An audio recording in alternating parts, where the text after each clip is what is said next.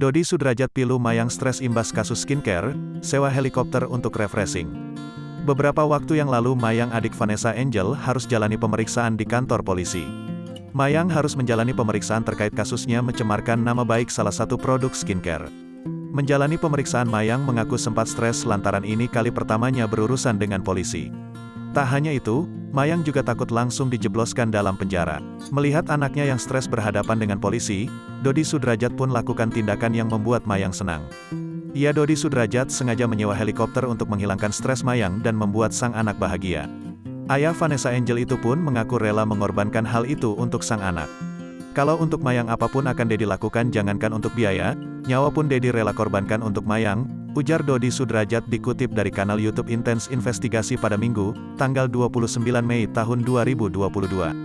Dodi Sudrajat rela lakukan apapun untuk Mayang lantaran sang anak sedari kecil tak mendapatkan kasih sayang ibunya. Kan tahu sendiri Mayang dari bayi dari lahir, dia sama Dedi rawat dia, jaga selama 12 tahun, jadi untuk Mayang sudah nggak ada deh hitung-hitungannya, ucap Dodi Sudrajat. Ketika ditanya berapa uang yang Dodi Sudrajat keluarkan untuk menyewa helikopter agar Mayang tak stres, ayah Vanessa Angel tak ingin menjawab hal itu. Tapi untuk ngasih tahu budget untuk naik helikopternya sudah deh, jangan, pokoknya bagi Dedi uang itu nggak jadi masalah kalau untuk Mayang. Untuk harga bisa dicek saja, katanya. Diketahui sebelumnya Mayang Luciana Fitri mendatangi Polda Metro Jaya pada Jumat, tanggal 27 Mei tahun 2022. Kehadirannya di sana untuk memenuhi panggilan atas kasus pencemaran nama baik bos Tan Skin, Gil Gladys. Adik Vanessa Angel itu tak datang sendiri.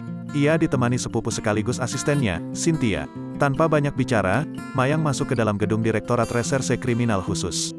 Setelah selesai, Mayang langsung menceritakan semua pemeriksaan polisi ke awak media. Mayang mengatakan kalau ia dicecer 37 pertanyaan dan proses pemeriksaan berjalan lancar.